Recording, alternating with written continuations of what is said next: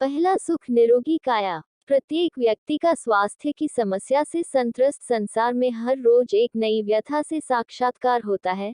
Doctor और वैद्यों की शरण लेनी होती है, विविध जांच और परीक्षण के दौर से गुजरना होता है, फिर भी रोगों पर नियंत्रण नहीं हो पाता है। पहला सुख निरोगी काया का उद्घोष गुनगुनाना आसान है, लेकिन इसे जीना बड़ा कठिन है। लेकिन हमने इस उद्घोष को श्री फतेहचंद जी भंसाली काको जी के जीवन में सार्थक होते हुए देखा है और उसे ही आप सभी से साझा करने का प्रयास कर रहे हैं। आप यदि चाहते हैं आरोग्य का मंत्र, स्वास्थ्य, समाधि और शांति का यंत्र, आवेग और आवेश से मुक्ति का पथ, तो पहला सुख निरोगी काया से मिलेगा आपको त्राण और उसकी शक्तिशाली साया में, शीतल शीतल छाया और अलौकिक माया में आपको प्राप्त होगी अनुपम शांति की सृष्टि, जीवन में सुख की वृष्टि और आपका जीवन बनेगा विलक्षण, अद्भुत और निरुक्ता का इंद्रधनुषी आयाम। हर किसी की कामना होती है कि उसका परिवार सुखी हो, परिवार के सभी सदस्य स्वस्थ हों। प्राचीन काल से स्वीकृत लोकोक्ति है, पहला सुख निरोगी काया। हम सुखी परिवार के साथ सुखों में सर्वाधिक महत्वपूर्ण सुख, पहला सुख निरोगी काया की विस्तृत चर्चा करेंगे, जो हर इंसान के लिए उपयोगी होने के साथ साथ स्वस्थ जीवन का आधार होगी। हम सब जीना चाहते हैं। कुछ अपवादों को छोड़ दे तो मरण शैया पर रुग्ण व्यक्ति की भी जीवित रहने की लालसा उसका साथ नहीं छोड़ती। ऐसा क्यों? लेकिन क्या मात्र सांस लेते हुए जीवित रहना ही इष्ट है? स्वास्थ्य रहित जीवन तो एक बोझ के समान होता है, जिसे ढोना हम अपनी नियति मान लेते हैं। स्वस्थ कैसे रहा जा सकता है? क्या शक्तिवर्धक रसायन, टॉनिक, आसन हमें पुनर्तः स्वस्थ रख सकते हैं? नहीं, वे हमें स्वस्थ रखने में एक आंशिक भूमिका ही निभा सकते हैं। वे महज वैशाखी हैं, और वैशाखियों के सहारे कोई कितना चल सकता है। यूं भी वैशाखियों का आश्रय कोई अच्छी बात नहीं। हम पराधीन हो जाते हैं। फिर स्वस्थ रहने की कुंजी क्या है? कस्तूरी मृग की कस्तूरी की तरह ये कुंजी भी हमारे पास ही है। यह अवश्य सत्य है कि आज के प्रदूषण युक्त, मिलावट भरी व्यवस्था में पुनर्तः स्वस्थ रह पाना एक आकाश कुसुम की भांति है। प्रदूषित जल, वायु और वातावरण का असर तो होना ही है, लेकिन हम सावधान रहे तो इस घातक प्रभाव को बहुत कुछ अंशों तक कम कर सकते हैं। लेकिन कभी लगता है कि अपने स्वास्थ्य के हम ही सबसे बड़े शत्रु हैं। कैसे? ऐसे कि हम न तो अपने स्वास्थ्य के प्रति जागरूक रहते हैं और न बच्चों के। अपने लाड़ प्यार के कारण हम अपने बच्चों के स्वास्थ्य के लिए एक घुन ही सिद्ध होते हैं। विज्ञापनों से आकर्षित और प्रभावित हो हम उन्हें वे चीज बेहद चाव से खिलाते हैं, एक तरह से उनकी आदत डाल देते हैं जो उनके स्वास्थ्य के लिए घातक है। माता पिता की असावधानी और लाड़ प्यार के कारण टीवी के चैनलों की कृपा से कितने ही छोटे बच्चों को असमय चश्मा लग जाता है। हम शायद इस विषय में सोचते ही नहीं। हम 24 घंटे तनावग्रस्त रहते हैं। क्रोध, आवेश, आवेग, ईर्ष्या, कुड़हन, अहम, इन सबको हम अपने गले से लगाए रहते हैं। क्रोध स्वास्थ्य का सबसे बड़ा शत्रु है। निरंतर कुड़हन और चिड़चिड़ेपन के कारण लोग गंभीर रोगों के शिकार हो जाते हैं। हम दवाएं लेते हैं, पर अपने क्रोध, चिड़चिड़ेपन की आदत नहीं छोड़ते। यदि स्वस्थ जीवन बिताना चाहते हैं तो काकोजी का कहना है, सबसे पहले क्रोध को त्यागिए। दूसरों के दोष मत देखिए। अपने को द्वेष से रहित कीजिए। उदारम ना बनिए। किसी भी व्यक्ति के स्वयं को अप्रिय लगने वाले कार्यों का कारण ढूंढिए। एक शेर याद रखिए, कोई तो मजबूरी रही होगी ही, कोई बेवफा नहीं होता। जब आप तत्काल क्रोधित होने की बजाय उसके कारण को ढूंढने लगते हैं तो क्रोधावेग का वह क्षण लहर की तरह बह जाता है। काम, क्रोध, मद, मोह को शत्रु कहा गया है। ये स्वास्थ्य के भी प्रबल शत्रु हैं। इनसे बचिए। कैसे? आसान है। निरंतर इनके घातक प्रभावों पर सोचिए। आप अपने आप में परिवर्तन पाएंगे। मन चंगा हो जाएगा। कहा भी गया है, मन चंगा तो कठौती में गंगा। मन की शक्ति और आरोग्य। बृहदारण्यक उपनिषद में लिखा है, आप वह है जो आपकी गहन इच्छा है। जैसी आपकी इच्छा है, यही आपकी आकांक्षा है। जैसी आपकी आकांक्षा है, वैसा आपका कर्म है। जैसा आपका कर्म है, वैसा आपका भाग्य है। उद्धरण चिन्ह। बौद्ध ग्रंथ धम्मपद में भी कुछ इसी प्रकार कहा गया है, हमारे जीवन की रचना हमारे मन द्वारा होती है। जैसा हम सोचते हैं वैसे ही हम हो जाते हैं। कहने का तात्पर्य यह है कि यदि हमारा मन स्वस्थ और विचार सकारात्मक होंगे तो हमारा शरीर भी स्वस्थ, निरोग और प्रसन्न होगा, तथा इसके विपरीत बीमार मानसिकता व नकारात्मक दृष्टिकोण हमारे शरीर को अस्वस्थ, आलसी तथा नीरस बना डालते हैं। हमारे मन का हमारे शरीर से गहन संबंध है। एक कहावत है कि स्वस्थ शरीर में ही स्वस्थ मन का निवास होता है। लेकिन मन की इच्छा के बिना हमारा शरीर स्वस्थ रह ही नहीं सकता। ये हमारा मन ही है जो हमें स्वास्थ्य, आरोग्य अथवा व्याधि प्रदान करता है। हमारे मन में उत्पन्न इच्छाओं और आकांक्षाओं द्वारा ही हमारे शरीर को प्रफुल्लता व प्रसन्नता प्रदान करने वाली स्थितियों का निर्माण होता है, तथा शरीर को रोगी बनाने वाले रोगाणुओं को निमंत्रण भी कमजोर मन द्वारा हो दिया जाता है। मन की शक्ति के बिना हम अपने शरीर को स्वस्थ नहीं बना सकते। मन के हारे हार हैं और मन के जीते जीत। जब हमारा मन चाहेगा तभी हम निरोग और स्वस्थ रह सकेंगे। इस प्रकार आरोग्य का हमारे मन से गहरा संबंध है। हमारी सोच, हमारा चिंतन हमारे शरीर तथा हमारे क्रियाकलापों पर गहरा प्रभाव डालते हैं। तभी प्रसिद्ध पाश्चात्य चिंतक एमर्सन ने कहा है, मनुष्य वही तो है जो उसकी सारे दिन की सोच है। येल विश्वविद्यालय अमेरिका के डॉक्टर बनी सीगेल ने अपने रोगियों पर किए गए अध्ययन में पाया कि मनोविकलक महिला जब अपने आप को डायबिटिक समझती तो उसकी रक्त शर्करा बढ़ जाती है। डॉक्टर नॉर्मन कजन, जिन्हें हास्य चिकित्सा का जन्मदाता कहा जाता है, कहते हैं कि केवल दवाएं ही नहीं, स्वस्थ होने का विश्वास रोग मुक्ति के लिए सबसे ज्यादा जरूरी है। मन द्वारा उत्पन्न स्थितियों, सोच तथा विश्वास का हमारे शरीर और स्वास्थ्य पर सीधा प्रभाव पड़ता है। पॉल टेलर कहते हैं कि भय की समाप्ति ही उपचार है। भय वस्तुतः एक कल्पना मात्र है जो हमारे मन की उपज है। मन से भय का चिंतन समाप्त हो जाना ही उपचार है। व्याधि विशेष के प्रति हमारे मन में समाया डर ही उस रोग को आमंत्रित करता है। कभी न कभी, किसी न किसी रूप में हमारे मन में उस रोग की चिंता के बीज चले जाते हैं और अंततः हमें बीमार कर देते हैं। यदि हम उन बीजों को मन में जमने न दें अथवा जड़ से उखाड़ फेंके तो उस व्याधि से हम सदैव के लिए मुक्त हो गए समझो। जोसेफ मफी अपनी पुस्तक the power of your subconscious mind में एक घटना का वर्णन इस प्रकार करते हैं। एक कैंसर के रोगी को जब ये बताया गया कि उसकी रिपोर्ट तो किसी और कैंसर के रोगी व्यक्ति की है जो कि गलती से तुम्हारी मान ली गई तथा वह भला चंगा है, तो वह व्यक्ति जो मृतप्रायः बिस्तर पर पड़ा था उठकर खड़ा हो गया, और क्योंकि उसके मन ने मान लिया कि वह कैंसर का रोगी है ही नहीं, तो कुछ ही दिनों में सामान्य उपचार और देखभाल के बाद वह व्यक्ति निरोग होकर एक सामान्य व्यक्ति की तरह जीवन व्यतीत करने लगा। इस प्रकार सकारात्मक विश्वास द्वारा दृढ़तापूर्वक मन को प्रभावित कर किसी व्याधि अथवा किसी समस्या का उपचार किया जा सकता है। और यही उपचार जब आत्मा द्वारा प्रवर्तित है तो आध्यात्मिक उपचार बन जाता है। ध्यान का अर्थ वर्तमान में जिए। हम में से हरेक की जिंदगी में ऐसा समय आता है जब चीजें उस तरह से नहीं होती जिस तरह से हम चाहते हैं, और हम ये समझ नहीं पाते कि क्या करें। अपने अंतर्मन, अपने परिवार या अपने कार्यस्थल या ऑफिस में चल रही कश्मकश से निपटना हमारे लिए कठिन होता है। इसलिए हम हमेशा एक शांतिपूर्ण जीवन की कामना करते हैं। कभी कभी हम ऐसा चाहते हैं कि जो जिंदगी हम आज जी रहे हैं उसकी तुलना में पुराने जमाने के लोगों ने अधिक शांतिपूर्ण एवं खुशहाल जिंदगी की होगी। लेकिन लोग हर युग में इस तरह से सोचते रहे हैं। यदि हम आज के किसी व्यक्ति के जीवन की तुलना 100-200 साल पहले के किसी व्यक्ति के जीवन से करें तो पाएंगे कि हर युग में ऐसी समस्याएं रही हैं, उनका ढंग कुछ अलग रहा। तब प्रश्न उठता है कि हम शांति की अवस्था को कैसे पाएं? बहुत से संतों महात्माओं ने इस संबंध में बताया है। जब धर्म ग्रंथों को पढ़ते हैं तो चाहे वे यहूदी हो, ईसाई हो, मुस्लिम हो, हिंदू हो, सिख हो, बौद्ध हो या दुनिया के किसी और धर्म के हो, संतों एवं मनीषियों ने इस समस्या का समाधान किया है।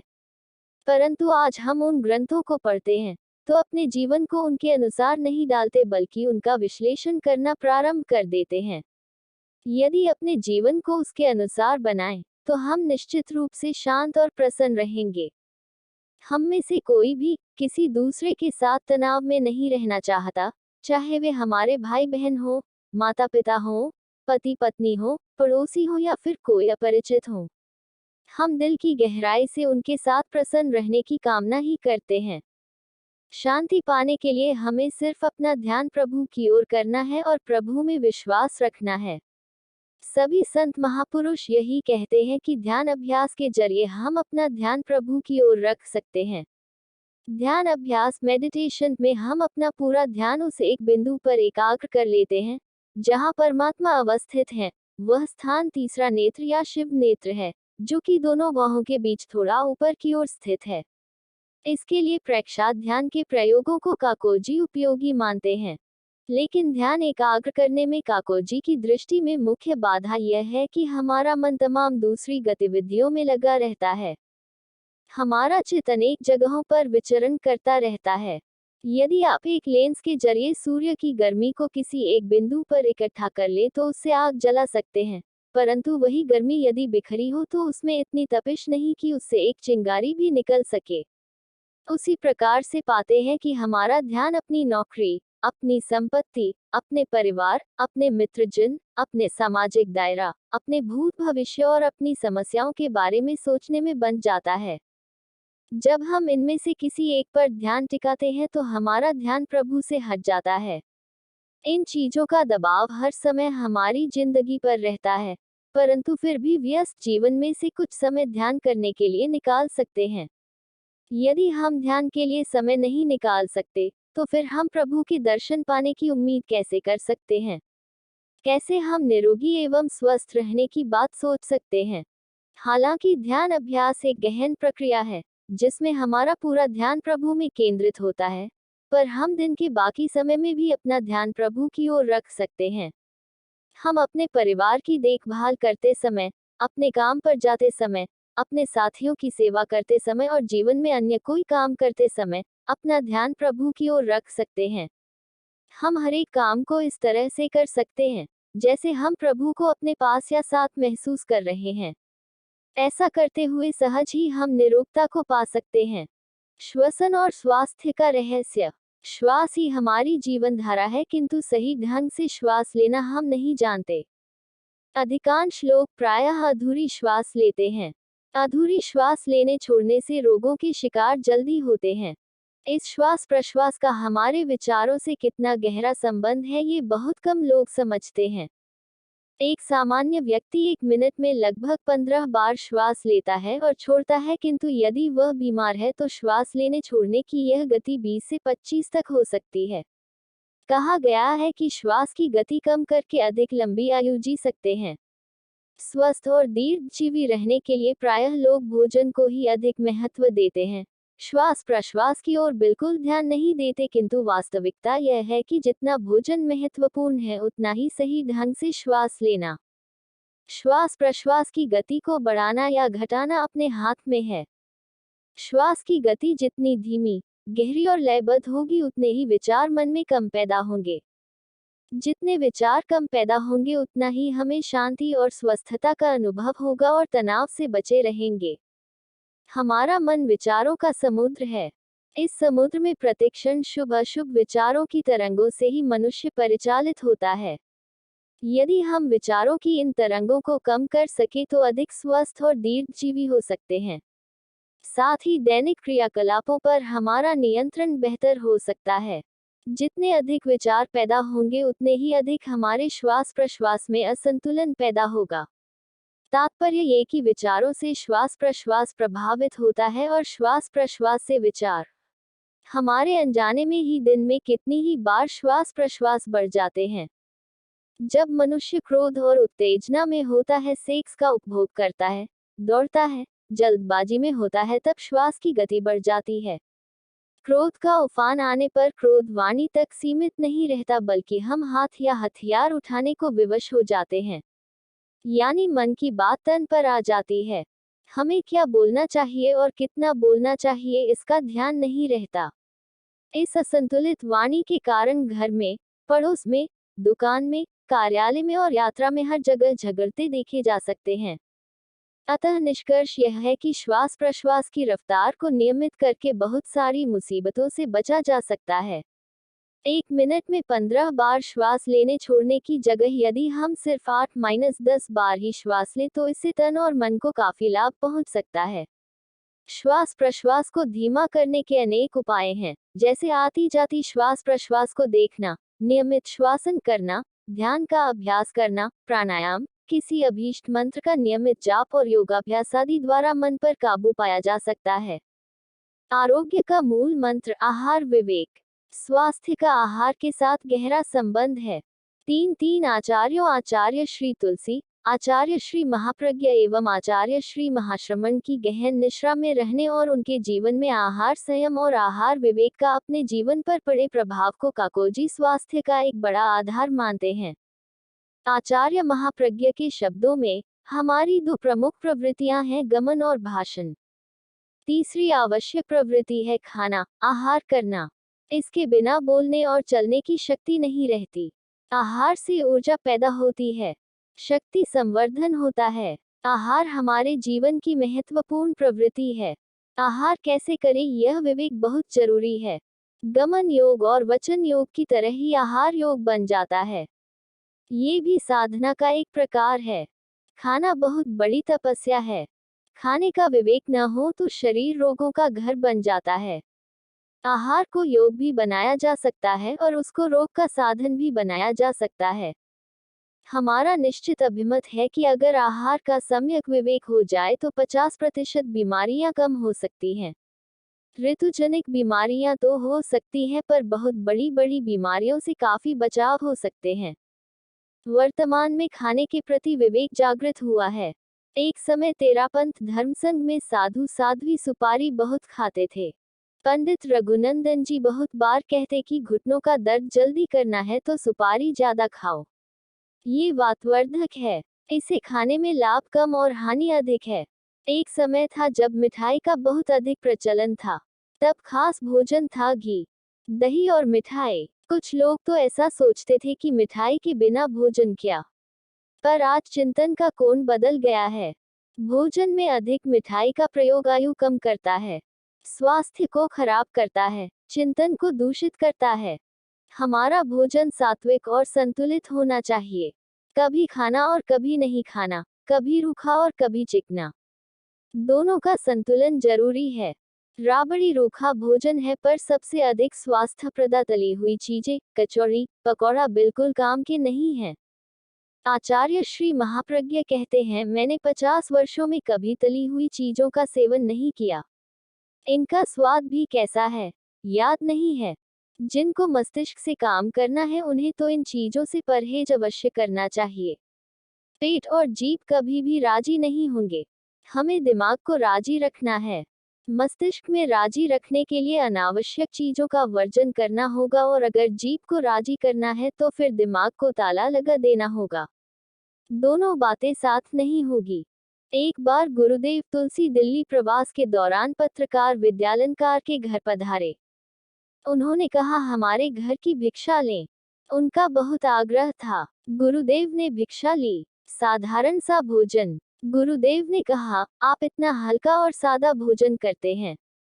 पत्रकार ने कहा, गुरुदेव, आजकल मैं एक विशेष पुस्तक लिख रहा हूँ, इसलिए भोजन बिल्कुल हल्का सा करता हूँ।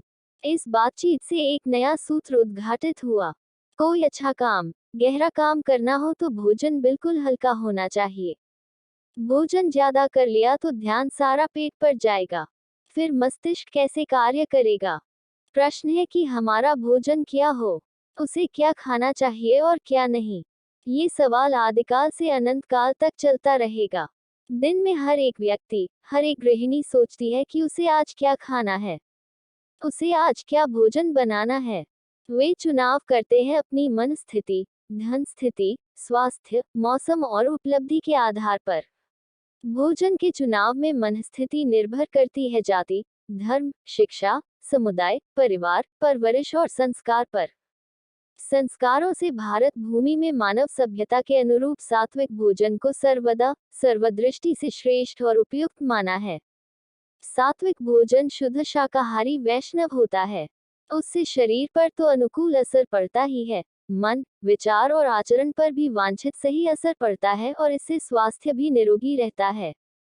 शरीर शास्त्रीय दृष्टिकोण के अनुसार हमारे शरीर में जितने अवयव हैं उनमें सबसे ज्यादा रक्त की जरूरत मस्तिष्क को है। उसे 20% रक्त चाहिए, क्योंकि हमारा सारा संचालन मस्तिष्क से हो रहा है। इसलिए विशेष रूप से ध्यान दें, यदि दिमाग से महत्वपूर्ण कार्य संपादित करने हैं तो जीभ को, पेट को विश्राम दें। हाथ जोड़कर उन्हें प्रार्थना करें, अभी हमारा दूसरा काम चल रहा है, आप विश्राम करें। मुझे महत्वपूर्ण कार्य करना है। कम खाएं, ज्यादा जिएं। भारतीय आचार्यों ने शरीर को धर्म का मुख्य साधन माना है। शरीर मध्यम खलु धर्म साधनम। इसलिए प्रत्येक व्यक्ति का कर्तव्य है शरीर को स्वस्थ रखे। अजीर्ण हो जाने पर भोजन का त्याग कर दे और भूख लगने पर भोजन करे।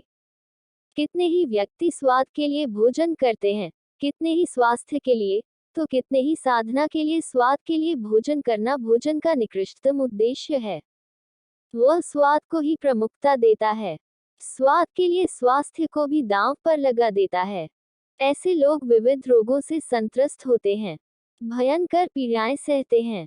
भोजन का दूसरा उद्देश्य स्वास्थ्य है। कब खाना और कैसे खाना, वह इन बातों पर चिंतन करके ही भोजन करता है। अत्रि नामक ऋषि ने आयुर्वेद का एक महत्वपूर्ण ग्रंथ लिखा, जिसमें 1,00,000 श्लोक थे। राजा की जिज्ञासा पर संक्षेप में उसने कहा, जीर्णे भोजन मात्रेयः।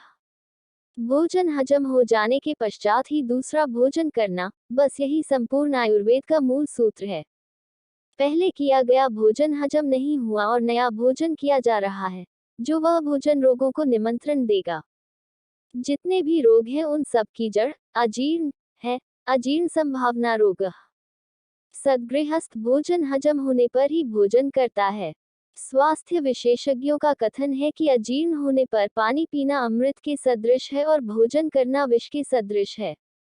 अब प्रश्न है कि पचन हो जाने पर कैसा भोजन करना चाहिए। इसके लिए आचार्य ने कहा, जिस आहार से स्वास्थ्य पर बुरा असर न हो, बुद्धि निर्मल और स्वस्थ बनी रहे, वही भोजन उपयुक्त है। कितने ही व्यक्ति स्वास्थ्य के नाम पर अभक्ष्य पदार्थों के सेवन पर बल देते हैं, किंतु उन्हें तामसिक और अभक्ष्य आहार से बचना चाहिए। भोजन के संबंध में इस सूत्र को सदैव स्मृति में रखते हैं, हितभुक ऋतुभुक मितभुक। उसे सदा ऐसा भोजन करना चाहिए जो स्वास्थ्य के अनुकूल हो, मन और बुद्धि में सात्विकता लाए, ऋतु के अनुकूल हो और परिमित मात्रा में खाया जाए, अर्थात भूख से अधिक भोजन कभी नहीं करना चाहिए। नियत समय पर संतोष के साथ भोजन करें, इस गुण में भी नियत समय पर भोजन करने के लिए कहा गया है। ये स्मरणीय है कि भोजन करते समय मन प्रसन्न रहना चाहिए, स्वास्थ्य के साथ ही उसे साधना का भी लक्ष्य रखना चाहिए। पशु भी स्वास्थ्य का ध्यान रखता है, वह भी संग सूंघ कर खाता है। यदि उसका पेट भर जाए तो चाहे कितना भी अनुकूल भोजन क्यों न हो, वह नहीं खाता। तामसिक भोजन से बुद्धि सात्विक नहीं रह सकती।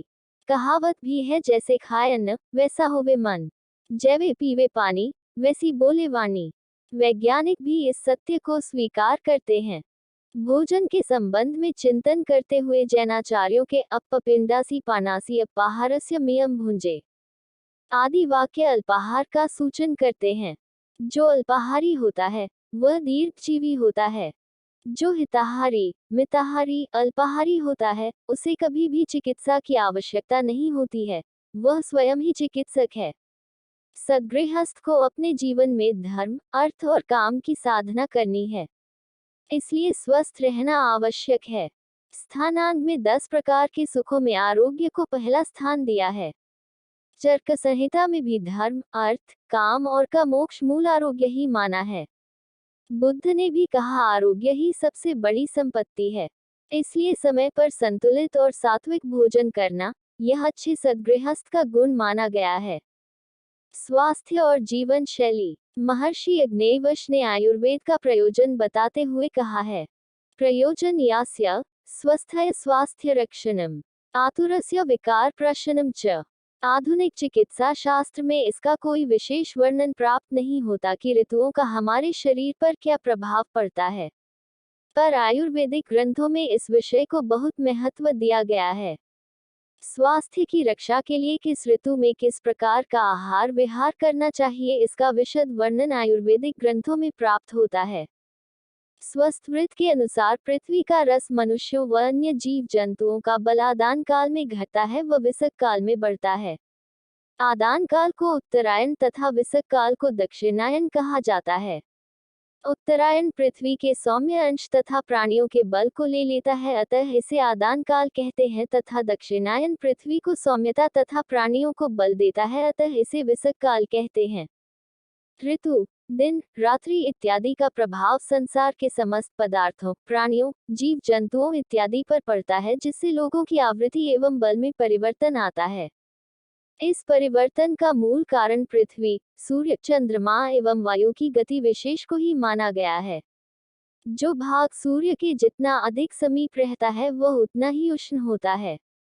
पृथ्वी पर सूर्य की किरणों का प्रभाव पड़ने से सौम्यांश का शोधन हो जाता है। सौम्यांश के सूख जाने से वह वनस्पतियों में तिक्त, कषाय तथा कटुरस की उत्पत्ति होने के कारण इस काल में एकता की अधिकता होती है एवं प्राणियों का बल अल्प हो जाता है। सूर्य जब दक्षिणायन होता है तो भारतवर्ष की पृथ्वी सूर्य से अधिक दूर हो जाती है, जिसके फलस्वरूप चंद्रमा का बल पूर्ण हो जाता है तथा वह अपनी शीतल किरणों से जगत को तृप्त करता है। इसलिए ही सूर्य के दक्षिणायन को विसर्ग काल अथवा सौम्य कहा जाता है। सूर्य जब उत्तरायण होता है तो भारतवर्ष की पृथ्वी सूर्य के करीब होती है, अतः ये काल आग्नेय कहलाता है। इसके फलस्वरूप चंद्रमा बलहीन हो जाता है तथा सूर्य प्रभावी हो जाता है, जिसके कारण प्राणियों एवं समस्त पदार्थों में दक्षिणायन से विपरीत प्रभाव पड़ता है तथा स्नेह की कमी से रूक्षता एवं बल का अभाव हो जाता है। मनोबल जरूरी है। मनुष्य को धन दौलत, सुंदर रूप और इस दुनिया का वैभव मिलता है। वह इनका सदुपयोग तभी कर सकता है जब शरीर और मन दोनों स्वस्थ हों। स्वस्थ तन में ही स्वस्थ मन का निवास होता है और स्वस्थ एवं स्वच्छ मन में परमात्मा का निवास होता है। मन शुद्ध तो हमारे भीतर करुणा, बंधुत्व, दया, प्रेम, वात्सल्य आदि जैसे गुण स्वयं ही आ जाते हैं। ऐसे व्यक्ति को फिर देवता भी प्रणाम करते हैं। सुख दुख, हर्ष विषाद, उन्नति अवनति, हर परिस्थिति में वे समता को साधते हैं। वे कहते हैं जिसका मन मजबूत होता है वह व्यक्ति किसी भी मुसीबत में आराम से पार हो जाता है। इसलिए उन्नति करने के लिए मनुष्य को तन के साथ मन को तथा अपनी चेतन को भी मजबूत करना चाहिए। उन्होंने अपने दृढ़ मनोबल के बल पर ही बड़े से बड़े संकट को सहजता से पार किया। अक्सर वे एक प्रसंग सुनाते हैं। एक शहर में एक सेठ रहता है। वह अपना स्वास्थ्य बनाने के लिए शुद्ध दूध पीना चाहता था। एक दिन इसके लिए वह एक भैंस खरीद कर ला रहा था। जंगल के रास्ते से आते हुए उन्होंने एक हट्टे कट्टे आदमी को देखा, जिसने हाथ में एक बड़ी सी मजबूत लाठी ले रखी थी। जब वह सेठ के पास आया तो सेठ के मन में संदेह जगा कि कहीं ये चोर तो नहीं है। उस अजनबी ने सेठ की तरफ लाठी उठाए और पूछा, ये भैंस किसकी है? सेठ ने कहा, मेरी है, फलां गांव से खरीद कर ला रहा हूँ। तब उस आदमी ने लाठी सिर के ऊपर तान दी और ऊंचे स्वर में फिर से, भैंस किसकी है? इस पर सेठ अपने आप को असहाय महसूस करने लगा। इस सुनसान पूछा, ये जंगल में जानवरों की आवाज के अलावा और कुछ तो सुनाई नहीं देता, मदद को भी कौन आता? उसने मन ही मन भगवान को याद करते हुए धीमे स्वर में कहा, जिसकी लाठी उसकी भैंस। जवाब सुनकर चोर ने खुश होकर कहा, अब सही बताया, क्योंकि जिसके पास बाहुबल है, अस्त्र शस्त्र है, उसके सामने शक्तिशाली व्यक्ति भी कमजोर पड़ जाता है। सेठ की ताकत तो अपने घर में है, उनकी आज्ञा तो अपने घर में चलती है। अपने मोहल्ले, अपने गांव में, अपने शहर में सभी शेर हो जाते हैं।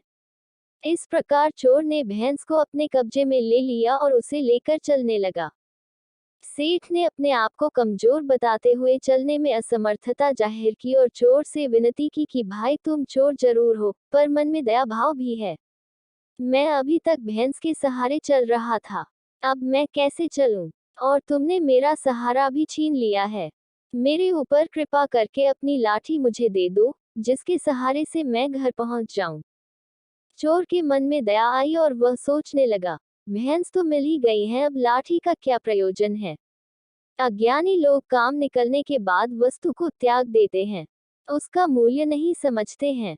चोर ने जैसे ही अपनी लाठी सेठ के हाथ में दी, सेठ ने उसे लेकर चोर के सिर पर तान दिया।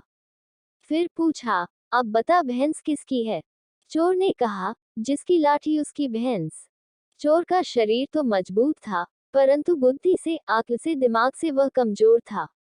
सेठ ने कहा, अब यहाँ से शीघ्र निकल जाओ, अन्यथा तेरी खैर नहीं। चोर सिर पर पैर रखकर भागा। तभी से यह कहावत भी प्रसिद्ध हो गई, जिसकी लाठी उसकी भैंस। लाभदायक है खुलकर हंसना। किसी भी व्यक्ति की निरूपता उसके मनोविनोद एवं हंसमुख स्वभाव से जुड़ी है। अंग्रेजी में एक कहावत है, laughter is the best medicine, यानी हंसना सबसे उत्तम दवा है। खुलकर हंसना सेहत के लिए रामबाण है। जो लोग खुश रहते हैं वे बीमारियों की चपेट में कम आते हैं और बीमार पड़ जाने की स्थिति में ठीक भी जल्दी हो जाते हैं, क्योंकि उनकी शरीर की रोग प्रतिरक्षा प्रणाली सही तरह से काम करती है। पर क्या इन बातों का कोई वैज्ञानिक आधार भी है? नॉर्मन कजिंस नाम का शख्स 49 वर्ष की उम्र में बीमार पड़ा। उसे अस्पताल में दाखिल कराया गया। रीढ़ की हड्डी की एनकाइलोजिंग स्पॉन्डिलाइटिस नाम की कोई गंभीर बीमारी से वह पीड़ित था। बीमारी बड़ा खतरनाक रूप धारण कर चुकी थी और तिल तिल कर नॉर्मन मृत्यु की तरफ अग्रसर होता जा रहा था। पर ऐसे में चमत्कार हो गया। डॉक्टरों को आश्चर्य करता छोड़ नॉर्मन पूर्ण रूप से स्वस्थ हो उठा। इस चमत्कारिक स्वास्थ्य लाभ की घटना से सभी चकित थे। नॉर्मन ने जब इसका रहस्योद्घाटन किया तो सभी दांतों तले अंगुली दबाने लगे। नॉर्मन का कहना था कि उसके अस्पताल में रहने के दौरान चुटकुलों और हल्के फुल्के मजाक और प्रसंगों से भरी पुस्तकों को पढ़ने से ही चमत्कारी रूप से उसे बीमारी से मुक्ति मिल पाई थी। अपने अनुभवों पर आधारित नॉर्मन ने एक पुस्तक भी लिखी, जिसमें उसने मरीज और डॉक्टर के पारस्परिक संबंध, भावनाओं और आवेगों की केमिस्ट्री पर विस्तार से प्रकाश डाला।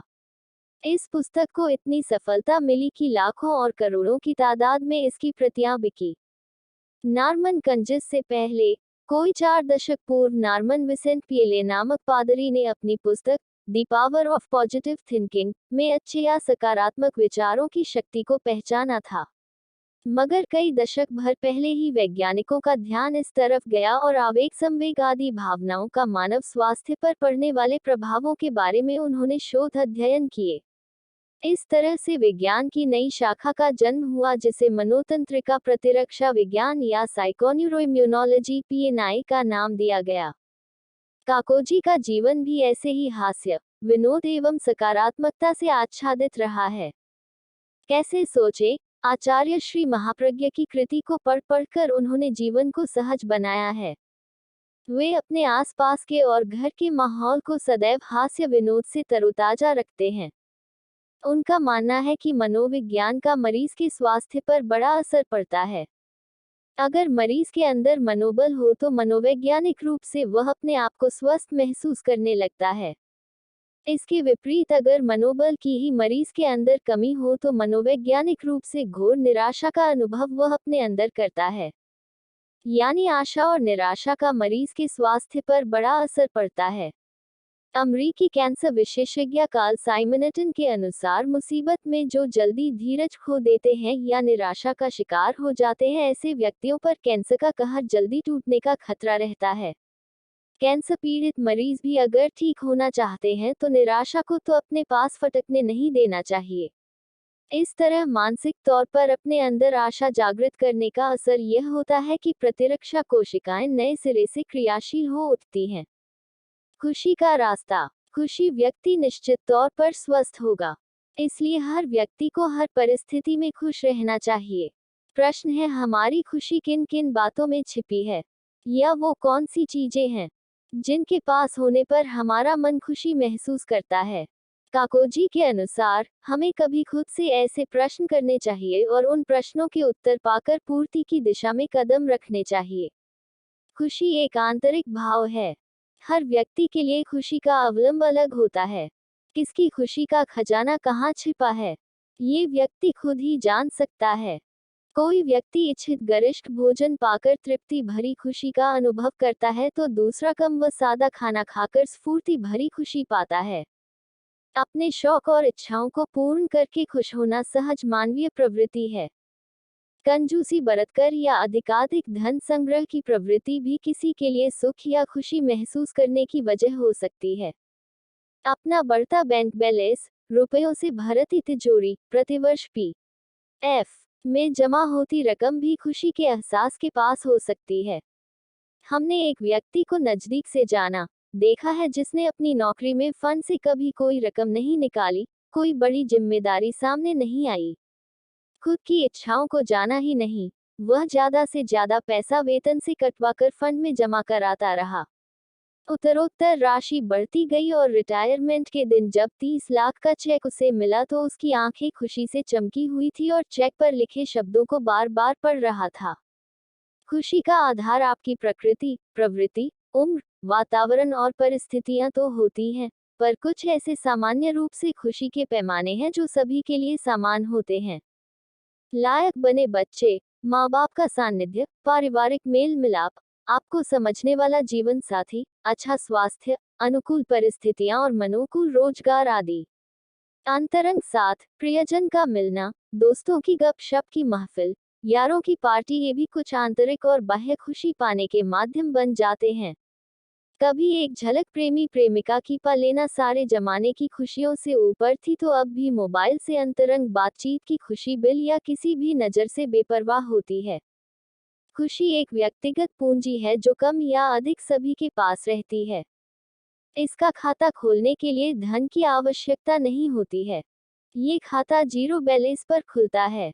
बस कुछ भावनात्मक पूंजी चाहिए। खुशी सिर्फ शानदार गाड़ी, अकूत दौलत, उन्नति, कामयाबी और इच्छापूर्ति से ही नहीं मिलती।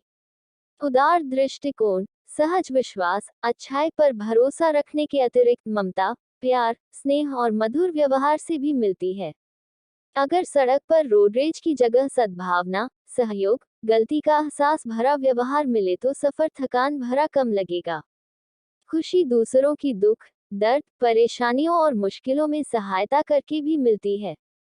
आज भी ऐसे लोगों की कमी नहीं है जिनके लिए दूसरों की खुशी अपनी खुशी से बढ़कर होती है, जिनका धर्म ही परहित है। जीवन में स्थायी रूप से न दुख रहता है न खुशियां या सुख ही।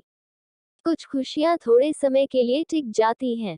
मुश्किलों, मुसीबतों और भाग्य की विडंबनाओं से कौन बच पाया है। खुशियां घर में, मन में टिकी रहे उसके लिए मन को धैर्यवान, शांत भाव, संतुष्ट, संतुलित होना होगा तथा रचनात्मक नजरिया अपनाना होगा। खुशी सिर्फ दौलत वालों की गली से होकर ही नहीं गुजरती, ये गरीबों के घरों के पास भी जाती हैं। अपने जीवन की मुश्किलों, कठिनाइयों, तंगहाली के बीच वो भी कभी कभी खुशियों की फुहारें पड़ती महसूस करते हैं। उनकी खुशियों के रूप और रंग अलग हैं, अवसर अलग हैं। यूं तो धनाढ्य लोग अक्सर खुशी खोजन रोग से पीड़ित रहते हैं। एक चीनी कहावत के अनुसार प्रेम, कार्य और आशा खुशी पाने के 3 अंग हैं। मानवीय प्रेम, मनोवांछित कार्य और अच्छे भविष्य की आशा, ये तत्व मनुष्य की खुशियों के आधार हैं। हम अक्सर भूल जाते हैं कि कब हमारे मन के धरातल पर खुशियों का बादल उमड़ा और बरसा था। हमने किस तरह छोटी छोटी खुशियों को बिखराकर आनंद के झोंकों को जीवन से दूर कर दिया था। हमारी खुशियों का रास्ता दूसरों की खुशियों के बीच से ही होकर गुजरता है। दूसरों की खुशी हमारी खुशी बने, कष्ट या जलन नहीं। हमारे प्रयास किसी के चेहरे पर हंसी या खुशी का भाव ला सके, इससे अच्छी बात क्या हो सकती है। खुशियों को पाने के बारे में लोकप्रिय व बेस्ट सेलर पुस्तकें छपी हैं, सूत्र भी खोजे गए हैं। खुश रहें, सकारात्मक सोचें, आशावादी और बहिर्मुखी बने। अपने से परे भी सोचें, अच्छा करें, अच्छा करने से अच्छा महसूस होता है। व्यायाम प्रतिदिन करें, अवसाद दूर रखें। अपनी आध्यात्मिकता को निखारते रहें तथा आस्थावान बने। धैर्य धारण करना सीखें। खुशी के कारणों को पहचानें तथा उसमें दूसरों को सम्मिलित करें। ऐसा करके आप सहज ही स्वस्थ रहेंगे और आसपास के वातावरण को भी स्वस्थ बनाएंगे। नींद का संतुलन जरूरी है। किस उम्र में कब सोना और कब जागना चाहिए, ये जिसने जान लिया समझो उसने अनेक रोगों पर नियंत्रण पा लिया। नींद से जीवन का आधा समय व्यर्थ ही चला जाता है, ऐसा कुछ लोग सोचते हैं, किंतु सच्चाई यह है कि यदि कुछ दिन नींद नहीं आए तो आदमी पगला जाता है। अपने आप को रोगी और बीमार समझने लगता है। जहां नींद थकान को दूर कर ताजगी देती है, वहीं तनाव मुक्त भी करती है। नींद प्राणियों के लिए जीवन औषधि है। नींद वर्तमान समस्याओं से मुक्त कर गहरे शून्य में ले जाती है। नींद से लगता है कि व्यक्ति बेहोशी में चला गया, किंतु वह अवचेतन से जुड़कर अलौकिक संसार से संबंध स्थापित कर लेता है, जहां से नए ज्ञान विज्ञान की रश्मियों से एकाकार हो जाता है। नींद व्यक्ति की चेतना में स्फुरना पैदा कर देती है। नींद सभी प्राणियों को आती है, लेते भी हैं ही। नींद जीवन के साथ जुड़ी स्वाभाविक क्रिया है। शरीर में प्रतिक्षण क्रिया प्रतिक्रिया होती रहती है। इस क्रिया प्रतिक्रिया से कोशिकाएं टूटती हैं, पुनर्निर्मित होती हैं। कोशिकाओं के पुनर्निर्माण में नींद की महत्वपूर्ण भूमिका होती है, क्योंकि जब व्यक्ति नींद में होता है, उस समय जीवन को चलाने वाली आवश्यक शारीरिक क्रियाओं के अलावा अन्य क्रियाओं में ऊर्जा का व्यय नहीं होता और इस जीवन ऊर्जा से कोशिकाओं का नवनिर्माण होता है। स्मृति, चिंतन और कल्पना को सम्यक बनाना आवश्यक है। ये तीनों सम्यक होते ही नींद का आना सहज हो जाता है। तनाव खतरनाक है। जीवन को ढंग से जीने के लिए, आनंद से जीने के लिए जीवन के महत्व को समझना होगा और इसमें रुचि लेनी ही होगी। जो जीवन में रुचि नहीं लेता है वह दयनीय है, उसका जीना भी भला कोई जीना है। काकोजी कहते हैं कि जीवन में दुख ही दुख है। ये सोचना ही गलत है और यह सोच ही सारे दुख और तनाव का आधार स्तंभ है। सामान्यतः दुखी प्रतीत होने वाले यथा भावग्रस्त, शोकग्रस्त, रोगग्रस्त अथवा निराशाग्रस्त के लिए भी बहुत कुछ है जीने के लिए। प्राकृतिक सौंदर्य, सुंदर पुस्तकें और सबसे सुंदर, सबसे बड़ी संपदा है आशा। यही सबसे बड़ा संबल है और इसी के सहारे विज्ञजन कहते हैं, रात भर का है मेहमा अंधेरा, किसके रोके रुका है सबेरा। और यह भी कि रात जितनी ही संगीन होगी, सुबह उतनी ही रंगीन होगी। उद्धरण चिन्ह। मनुष्य को इस कालचक्र को समझना है, स्वीकारना है कि दुख हमेशा नहीं रहता है। धूप छांव की तरह आता भी है और चला भी जाता है। अभाव, उलझने, रोग, शोक, हानि, अपयश ये जीवन के क्रम में हैं। किसी के हिस्से कम और किसी के हिस्से ज्यादा आते हैं। उलझन और समस्या वस्तुतः बाहर नहीं है, मन में है। ऐसे भी लोग हैं जो समस्याओं को आमंत्रित करते हैं, चुनौतियों को स्वीकारते हैं, उनके साथ संघर्ष में आनंद का अनुभव करते हैं। एवरेस्ट का अभियान या ध्रुवों की खोज इत्यादि अनेकों उदाहरण हैं। अतः समस्या वस्तुतः वही है जिसे मन समस्या मान ले, बाहर तो केवल परिस्थितियां हैं। उलझनों में उलझकर घुटने की बजाय उन्हें स्वीकार कर चुनौती देने में ही मुक्ति है और संघर्ष का सुख तो है ही। जीवन में यथार्थ को स्वीकार लेना और उसके साथ अपने को एडजस्ट अर्थात समायोजित कर लेना ही काकोजी की दृष्टि में बुद्धिमता है। समझौता एवं सामंजस्य तो जीवन में पग पग पर आवश्यक है। सुखी एवं स्वस्थ जीवन वस्तुतः समझौतों की श्रृंखला ही तो है।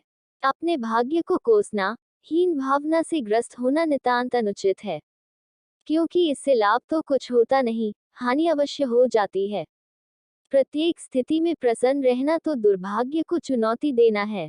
वह इंसान क्या जो ठोकरें नसीब की ना सह सके और मंजिल पे जिन्हें जाना है, शिकवे नहीं करते। शिकवों में जो उलझे हैं, पहुंचा नहीं करते। जब अपने ही पराये हो जाएं, धोखा करे तो यही मान लीजिए कि संसार का यही रूप है, अर्थात संसार स्वार्थपूर्ण है। एक बात और ध्यान देने की है कि संकट की आशंका से ग्रस्त नहीं होना चाहिए। ऐसा हो जाएगा तो क्या करूंगा, कहीं ऐसा न हो जाए इत्यादि विचार भयाक्रांत करते हैं और भय घर में घुसा हुआ सबसे महान शत्रु है। उसे भगाना ही होगा। भय से संदेह उत्पन्न होता है। यह आत्मविश्वास एवं साहस को तोड़कर शक्ति को क्षीण कर देता है, शक्ति के स्रोत को ही सुखा डालता है। तात्पर्य यह है कि विषम परिस्थितियां यदि आने को ही है तो काकोजी कहते हैं कि आप उन पर चिंतन करें, चिंता नहीं। उनका हल ढूंढें, उनका सामना करने का साहस जुटाएं। भय हमारी बुद्धि एवं आत्मविश्वास की हार है। कितना सुंदर कथन है। मनुष्य सृष्टि का श्रृंगार है, लेकिन भयभीत मनुष्य तो सृष्टि की निकृष्टतम वस्तु है। व्यस्तता ही सबसे प्रभावी चिंता तनावहारी है, क्योंकि व्यस्त को चिंता की फुर्सत कहा। एक प्रोफेसर साहब अनिद्रा के शिकार हो गए, पर उन्होंने उस निद्रा से मिलने वाले वक्त का लाभ उठाया और विशेष अध्ययन एवं सृजन से महान लेखक बन गए। उन्हें यश, अर्थ, प्रशस्ति, सृजन, सुख, प्रतिष्ठा सभी कुछ मिल गया और नींद तो इन सब की अनुगामी होती है। अनिद्रा वरदान सिद्ध हो गई। स्वाभिमान भी एक जबरदस्त भ्रांति है। स्वाभिमान से विनयशीलता एवं सामंजस्य सदैव श्रेष्ठ है, क्योंकि स्वाभिमान प्रायः मिथ्या अहम भाव उत्पन्न कर मानसिक क्लेश का कारण तो बनता ही है, लोगों में अप्रिय भी बना देता है। झूठी शान सदा दुख देती है। मूंछें नीची, झंडा ऊंचा मानकर भी कार्य सिद्ध कर लेना बुद्धिमानी है। हनुमान ने सुरसा के साथ यही नीति अपना कर विजय पाई थी। सकल शोकदायक अभिमाना, इसके समझ लेने में ही सार है। हम अपने अनुचित व्यवहार से भी हमारे चारों ओर एक दुख का घेरा पैदा कर लेते हैं। कठोर व्यवहार, अपशब्द, तिरस्कार, ताड़ना, दुर्नीति एवं दुर्व्यवहार घर में, कार्यालय में, समाज में सभी जगह में अप्रिय एवं अस्वीकार्य बना देता है और हम दुखी हो जाते हैं। भले ही हम बाहर से कठोर लगे, पर हमारा आंतरिक प्रेम, क्षमा, उदारता अवश्य ही अनुभव होनी चाहिए, और तब कठोरता का अपना अपेक्षित प्रभाव होगा सकारात्मक एवं सार्थक, और इसी से हर इंसान स्वस्थता की राहों पर अग्रसर हो सके। इस तरह सुखी परिवार के 7 सुखों में पहला सुख निरोगी काया को हमने विस्तृत रूप से यहाँ समझने का प्रयास किया है। स्वस्थ और शतायु जीवन की चाह रखने वाले इस नई राह पर अग्रसर होकर अपने जीवन को निर्मल और पावन बना सकते हैं, जिससे न पनपे शरीर में व्याधि, न उपजे आदि, न सताए उपाधि। स्वस्थ शरीर, स्वस्थ मन, स्वस्थ भाव से बने हर पल निरामय मन और जीवन बने समाधि में। मंत्र साधना। रोग और बीमारी जब व्यक्ति को घेरती है तो वह सारे सुखों को लील जाती है। इन विकट स्थितियों से समाधान पाने के लिए व्यक्ति तरह तरह के प्रयोग करता है। व्यक्ति निरोगी और स्वस्थ रहने के लिए या बीमारी पर नियंत्रण पाने के लिए सभी तरह के उपक्रम करे, लेकिन उसके साथ साथ यदि मंत्र साधना के लिए थोड़ा सा समय निकाले तो अप्रत्याशित लाभ प्राप्त कर सकता है। रोग पर नियंत्रण की दृष्टि से निम्न मंत्र बहुत कारगर हैं। रोग नियंत्रण मंत्र। 1. समस्या, शारीरिक रोग। 2. जप मंत्र, ओम ह्रीं नमो लोय सव्वसाहुन। 3. चैतन्य केंद्र, शक्ति केंद्र। 4. प्रयोग विधि, शक्ति केंद्र पर ध्यान केंद्रित कर दीर्घ श्वास का प्रयोग करें। जप मंत्र का मंद उच्चारण अथवा मानसिक जप करें। 5. कालमान 5 मिनट से 30 मिनट तक। 6. परिणाम, रोग प्रतिरोधात्मक शक्ति का विकास होता है। आध्यात्मिक समाधान, रोग या बीमारी पर नियंत्रण पाने के लिए डॉक्टर, वैद्य और अन्य चिकित्सा पद्धतियों के उपचार के साथ साथ आध्यात्मिक उपचार को भी विशेष महत्व देना चाहिए। डॉक्टर भी जब बीमारी नियंत्रण से बाहर हो जाती है तब कहता है कि अब तो कोई चमत्कार ही बचा सकता है, या दवा के साथ दुआ भी जरूरी है। अक्सर देखा जाता है कि जब व्यक्ति किन्हीं असाध्य बीमारी से ग्रसित हो जाता है तो वह चिकित्सकीय उपचार के साथ साथ भगवान की शरण भी लेता है। हमें यहाँ आध्यात्मिक उपचार को भी महत्व देना चाहिए, और जहाँ आपकी आस्था हो या जो आपके इष्ट देव को, उनसे रोग पर नियंत्रण के लिए प्रार्थना की जानी चाहिए।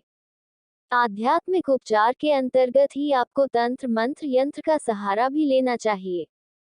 पवित्र और सिद्ध स्थानों से लाई गई भभूत, पवित्र जल और प्रसाद भी आपके बीमारी और रोग पर नियंत्रण पाने में सहायक हो सकते हैं। अपने इष्ट देव या देवी देवताओं की बोलना भी की जानी चाहिए। ज्योतिष, वास्तु एवं हस्तरेखा विशेषज्ञों से भी सलाह ली जानी चाहिए। यज्ञ और हवन के द्वारा भी रोगों पर नियंत्रण पाने के उपाय किए जाने चाहिए। गुरु और अलौकिक साधना के विशेषज्ञों की शरण भी लेनी चाहिए। हमारा ये सब लिखने का अभिप्राय किन्हीं अंधविश्वासों या आडंबरों को प्रोत्साहन देना नहीं है, लेकिन हमारा ये दृढ़ अभिमत है कि दुआओं का भी रोग नियंत्रण में महत्वपूर्ण योगदान है। रोग पर तत्काल एवं प्रभावी नियंत्रण पाने के लिए चारों ओर से प्रयास किए जाने चाहिए।